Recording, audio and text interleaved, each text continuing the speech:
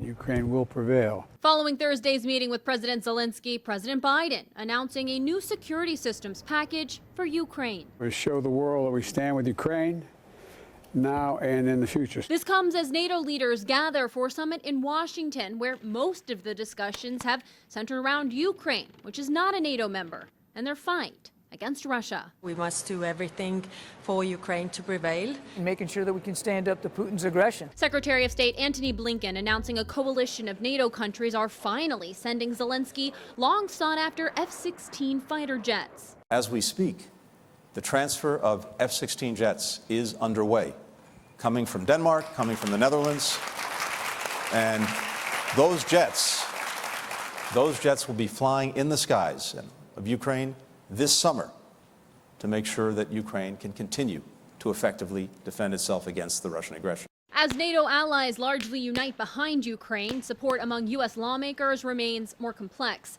Zelenskyy visiting Capitol Hill Wednesday, sitting down with a bipartisan group of congressional leaders. Since Russia's invasion, the U.S. has authorized around $175 billion in assistance, according to the Council on Foreign Relations. Some GOP lawmakers, like Utah Senator Mike Lee, are highly skeptical of sending even more U.S. resources. While Americans are pinching pennies, we're sending our tax dollars to fight in a faraway war.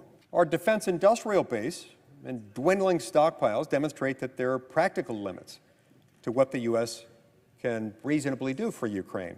Ukraine is still striving to join NATO. This week, the 32 member countries officially declared Ukraine is on an irreversible path to membership, but only after the war with Russia ends. In Washington, I'm Kayla Gaskins.